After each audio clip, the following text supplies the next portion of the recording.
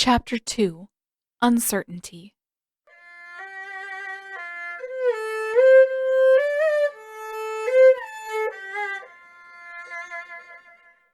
The fact that Father has ordered one of the new airships to take him to Shisoku should be a good sign. It should mean that things will be different this time. After all, there is a whole crew traveling with him, and the airship, unlike the rusty tub of a boat he had at 13, is the newest and best in the Fire Nation's fleet. Maybe he won't be alone after all. Maybe he'll have all the military's best at his back, and a moderately comfortable cabin to return to at the end of each night. He won't have Uncle, but it might be bearable anyway. And someday, perhaps, Zuko will know better than to hope. But Zuko has yet to reach that point, and when the airship lands in the broad, sloping meadow just on the northern edge of Shisoku, the soldiers usher him off in a rush. Zuko hardly has time to think before a burly, gray-haired man drops the heavy, ornate trunk at his feet. Dust rises from the path, settling in a fine, ashy haze across the tips of his boots and the embossed lid, but it never reaches the soldier's boots. Zuko turns back, questions and words of thanks vying for position, but the soldier is already gone, and the airship's stairs are raising off the ground. His chest constricts and his feet turn to lead. Even if he could manage to run, there is no way for him to reach the airship in time. Though his means of escape is almost close enough to touch, he knows that he is stranded already. Maybe someday he'll know better than to hope. And maybe that someday will come sooner than he expects. He watches the airship longer than he should. He knows clear down to his bones that it isn't coming back, but it's easier to watch its retreat than it is to face what's coming. It's fitting in a way. Last time, Father sent him away with supplies and a ship, but no destination. No real hope of ever fulfilling his mission. This time, Zuko knows exactly where to go, exactly what's expected of him, but he has nothing. This time, he doesn't have Uncle. He can feel eyes on his back, and Zuko's face and throat both begin to burn. He doesn't want to be here. He doesn't know what he's doing, and even if he did, he doesn't think he can manage it on his own. As much as it feels like it, this is not a banishment. Maybe it's a trap instead. He considers running. This far from the capital, even with the village watching him, it wouldn't take long to disappear. If he tries hard enough, he can vanish into the wilderness and spend the rest of his life, however long that is, privately wallowing in the burning injustice. He can wall himself off from the rest of the world so he never tries to trust anyone again. But before he can make up his mind, a pair of shuffling footsteps make their way up the path. You the one they sent from the capital? Zuko was tempted to point to the airship still visible on the horizon. Where else do you think an Imperial airship came from? Where else would I have come from? Do you see people fall out of the sky often? But he can't quite form the words, and instead merely nods. The old man shuffles around in front of him and lowers his unruly gray eyebrows. Don't know why I expected anything better. Zuko should snap back at the old man. He should announce that he is the crown prince, and that even without support, without supplies, he is better than the people deserve. He doesn't say any of that. He isn't even sure he believes it anymore. Have a name, kid? His mouth opens without his permission. Lee. Maybe it's because the old man reminds him of Uncle a little bit. A slightly taller, skinnier, and coarser version of Uncle. Maybe it's because it feels like he's been banished all over again. Or maybe it's because calling himself royalty feels like a lie, but Zuko doesn't correct himself. If the villagers don't know who he is by now, then he doesn't owe them the truth. Captain? Or lieutenant? Or just Lee. The old man sighs and shakes his head. I hope they had a damned good reason for choosing you justly. We don't have room for freeloaders. He pointedly ignores Zuko's belongings and waves for him to follow. This way, and call me Hideo. When Zuko hoists the trunk off the ground, he staggers under its weight, but Hideo is already partway down the path and gives no indication that he might help. Again, Zuko considers turning the opposite direction. He could almost reach the tree line before anyone could stop him, but the handles are cutting into his hands, and if he tries to run, it will only be worse. The village is closer. At least for now, Zuko may as well play along. By the time he catches up, his fingers have gone numb, and the trunk feels heavier with every step. He looks up at the villagers lining the streets only once, just long enough to see dozens of angry, mistrustful glares fixed on him. This, at least, feels familiar, just like his days traveling as a fugitive. Beyond the village gates, the place is practically in ruins. Houses lie in disrepair, with crumbling walls and entire roofs split down the middle and sliding to the ground. The few people he spots from the corner of his eye, the few who aren't glaring like he's wandered naked into a temple, seem uniformly pale and listless. What happened here? Zuko asks, brittle and abrupt. Hideo looks back over his shoulder, upper lip curled in disgust. Who gives you your orders? Don't they tell you anything? Zuko should have a defense at the ready. Usually he does. Something about Father's other duties, other concerns occupying his time and attention.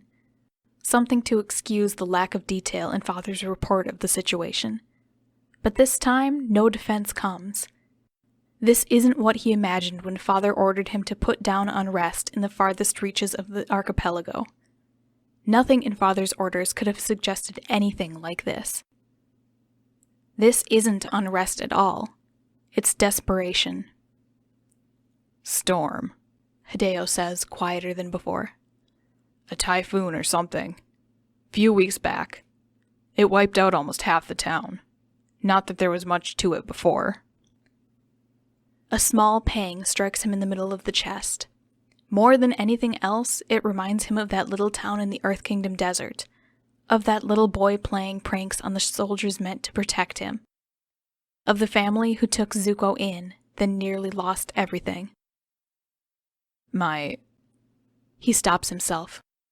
Whatever instinct kept him from admitting his real name before was probably wiser than he knew. The Fire Lord just said there was unrest in Shisoku. Hideo snorts. Next thing he'll tell you the sky is blue. It takes a second before Zuko registers the sarcasm, and he grimaces. He made it sound like a rebellion. I've heard worse ideas. He starts to argue, but as they pass yet another crumbling house, he catches sight of the shadowy figures through the broken slats around what used to be a door. A woman cradling a skinny, motionless child in her arms. She looks out into the street, eyes hollow and cheeks pinched, and Zuko has to look away. Things aren't supposed to be like this in the Fire Nation. Even in the Earth Kingdom it felt wrong. But here, in his own country, it grates on him even worse than before. But that isn't why Father sent him here. He's meant to prevent an uprising, not to sympathize with the villagers. He wonders why he shouldn't do both. Hideo leads him to the center of the village before turning to the right and weaving back toward the northwestern edge of town. If he wasn't convinced that it would make the journey longer, Zuko would demand to know why they're going so far out of the way. He's stuck here. He'll have plenty of opportunity to see what the village, or what's left of it, looks like when he isn't carrying everything he owns. But just at the end of the last street, Hideo stops in front of a crooked, shabby little shack. Vibrant crimson paint peels off the walls in sheets, and the door hangs ajar like it's unable to close. Hideo motions him toward the door, and Zuko hesitates. His hands have long since lost all feeling, and he's almost certain that he's going to break his foot when he inevitably drops the trunk on it. But this house... He can't help but wonder why they're stopping here. Go on, Hideo barks. Never seen a common house before? Haven't you ever been outside the capital? With a frown, Zuko pushes past and shoulders the door open. I have. Just not since he returned home. Not since he convinced himself that that part of his life was behind him. Since he believed that everything was okay again. He's seen worse places than this. He's slept in worse places than this, but never in the Fire Nation. According to everything he's ever been taught, places like this aren't supposed to exist here. This kind of poverty is only meant to exist in the other nations. He wonders when exactly he stopped believing that. How many other towns like this lie between the Fire Nation's borders? How many other people are starving? Is this... Just beyond the crooked door, he stops and looks over his shoulder. A nod. Finest accommodations we can offer. It has a roof and everything. Zuko looks up.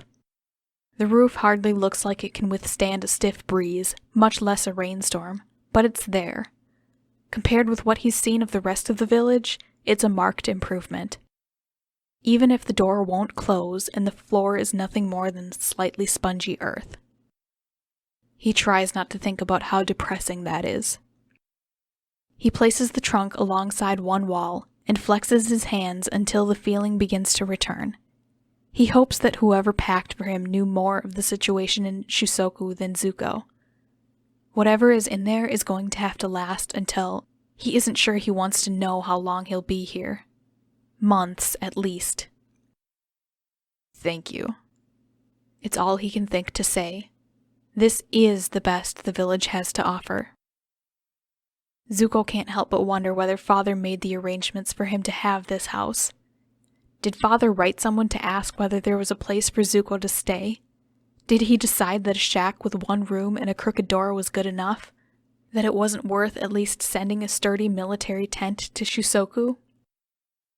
Or did he leave this as yet another problem for Zuko to solve on his own? Does it even matter? Either way, it's clear that Father didn't spend much time on the decision. He didn't think it was worth his concern. Hideo gives him a skeptical frown, but the edge to his tone seems to have dulled just a bit. Settle in. Make it quick. I'll be back in an hour with the rest of the village council. Now that his hands are free, Zuko bows, and again, the old man hesitates. Word of advice, he adds, quieter this time. Get rid of the armor. You'll make no friends done up as an Imperial firebender. Zuko scoffs. If I wanted to make friends, why would I be here? A shrug. Suit yourself. Not my business if you want to be attacked in the streets. Isn't that an even better reason to keep my armor on? Not without a helmet, it's not. At least without the armor, you stand a chance of blending in a while. But don't let me spoil your fun, Just Lee. Hideo turns around and slaps the door on his way out. Zuko watches him go. Blend in for a while? Until what? Until when? Even if he somehow manages to keep up the charade as Lee, people will come to recognize him in a matter of days. His face doesn't blend in anywhere. It never will. And even if they somehow believe that he is some common soldier, they'll all know that he's from the capital. They'll know who sent him. And prince or not, they'll be more than happy to tear him apart if their rage toward the capital runs deep enough. How could it not? He wanders around the shack just long enough to confirm what he already knows, that the floor is dirt all the way across, and the only furniture, if it can be called that, is a smelly, moth-eaten mat against the far wall. He's fairly certain that Uncle's accommodations in prison are better than this. He sinks to his knees in front of the trunk and opens the lid to examine its contents. There isn't much. Clothes, blankets, some food, a sack of coins, and a few other odds and ends. The sort of things he might have expected for a pleasant trip to the ocean, not an impossible mission to a crumbling village. He digs further and unearths a collection of brass spoons and engraved chopsticks, blank paper and ink, brushes, all next to useless.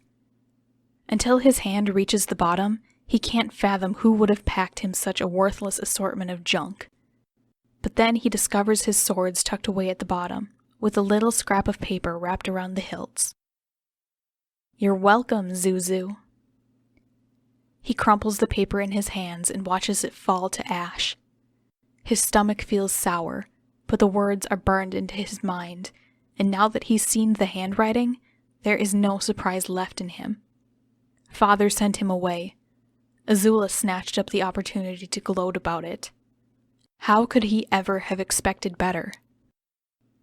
His insides burn and he yanks at the fastenings holding his armor in place. He doesn't know if Hideo is right about blending into the village. He doesn't really care.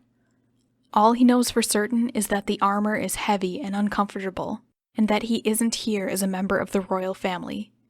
He's a nobody named Lee, and he may as well look the part. For all that he knows, that's the way Father wants it.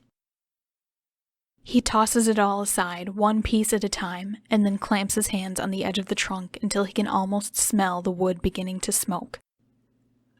Though it's a little easier to breathe with the extra weight removed, this still solves nothing.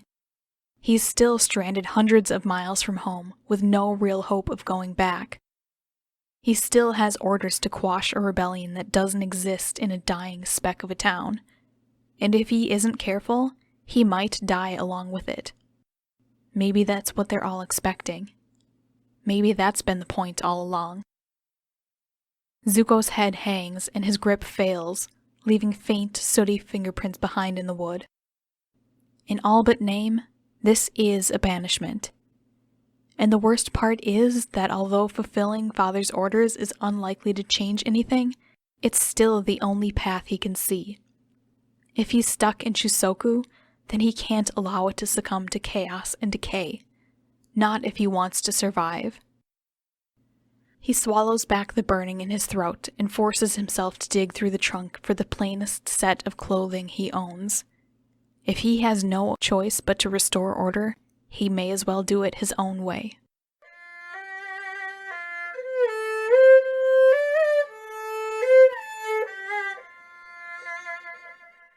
For 2 days, Katara stays close to camp, only venturing as far as the river off the eastern side of the hills to bathe and practice her bending. It's nice in some ways.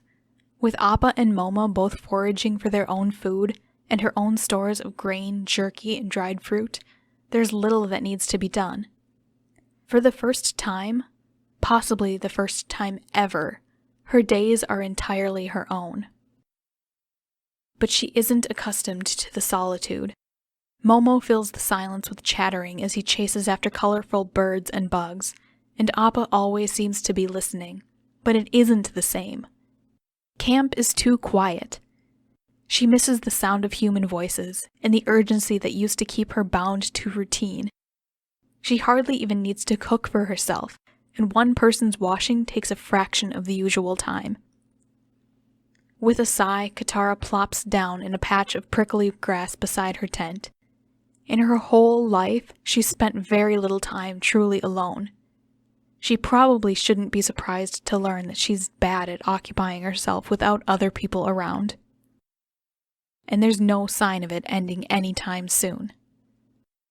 No messages have arrived. The others will still be gone for weeks. She's going to lose her mind before they come back. She stretches her arm through the tent flaps to find her pack and jumps when Momo screeches at her. "Ugh! You scared me, you little brat!" Momo screams again, and Katara leans around the tent flaps to glare at him. He's perched on top of her pack like it's a nest, and he swipes his little paw at her hand when she tries to move him. "Enough, Momo! That's not a seat, it's my stuff!" He tries to grab the strap as she pulls the pack out of his reach, but Katara moves too fast for him. "Just give it up for 2 minutes, would you? I'll put it back once I get my Fire Nation clothes out." From the other side of camp, Appa rumbles at them both, and Katara looks back, mouth poised to speak again, before she remembers that she's been talking to a lemur and a sky bison for 2 days straight. It may be too optimistic to say that she's going to lose her mind. She may have already lost it. She digs around until she finds her red silks and dresses herself as quickly as possible. Since she's been alone, she's mostly given up on blending into the Fire Nation. Out here in the wilderness, there's no one to blend in with. The river she likes to visit is too rapid and narrow for boat traffic.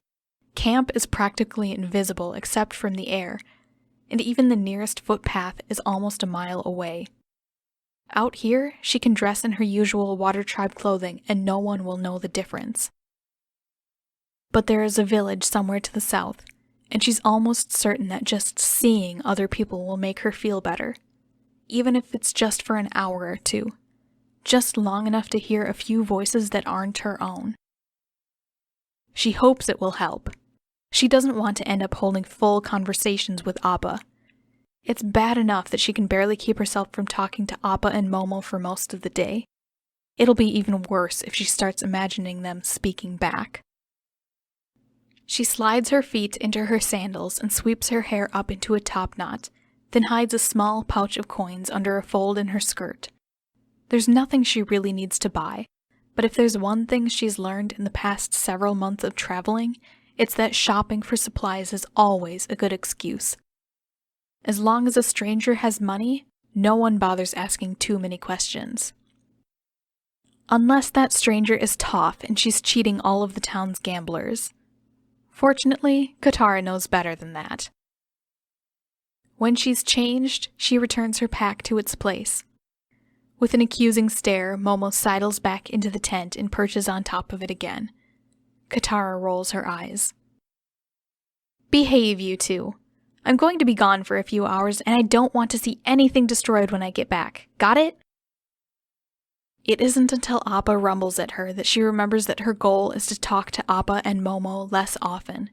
She doesn't want to think about how much Sokka and Toph will tease her if she's still having regular conversations with animals when they all come back. Shaking her head, she huffs and marches off down the southern slope of the hill. The walk is refreshing all on its own. It's been 2 days since she last ventured anywhere aside from camp or the river, and breaking out of the little bubble she's constructed for herself helps to lift some of the heavy fog from the corners of her mind. Maybe she'll have to make a habit of this. Every day, she can either make her way down to the village or explore a new section of the forest around camp. She can search for edible plants and hidden springs and map the entire area in her mind. Even if it's pointless, at least it will be something to keep her mind occupied. She veers a little to the left when she finds herself at the base of a short cliff and trails along its edge, past a few small caves, before she emerges into a strip of meadow that leads to a well-beaten footpath.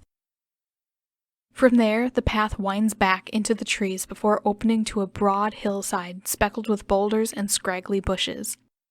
From here, the village in the bottom of the valley looks tiny, and if she shades her eyes, she can make out the sharp glint of the sea in the distance beyond it. It's beautiful here. She couldn't deny that fact if she wanted to. Whatever else the Fire Nation may be, it is breathtaking to look at. But the village, when she reaches it, is desolate. Houses lie in near ruin, and in places, entire streets are littered with splinters of wood as thick as her arm. Katara's pace slows, and her gaze trails from one crumbling wall to the next. Shards of broken roofing tiles lie in low, colorful drifts around the base of each house, and nearly every window is hung with crooked shutters or tattered curtains. She knows the work of a storm when she sees it. The swathes of damage carved out by wind and water are unmistakable. But she's never seen anything quite like this before, anything quite so complete. The destruction is everywhere she looks, and the buildings that remain standing all look tired somehow, like weary travelers swaying from side to side and then frozen in place. In front of an almost unrecognizable mound of rubble, Katara stops. If not for the fact that one corner still stands relatively upright, she would hardly recognize it as a house. The roof and most of the walls have caved in completely, and yet there are shapes in the midst of all the splinters that look strikingly like bits of furniture. A piece of table, something that may have once been a stool, and then in the middle, a bed. A small one that probably belonged to a child. Her breath catches and she wraps her arms around herself. She wonders whether the child was there when the storm hit. She wonders whether anyone could have survived. You here from the capital too?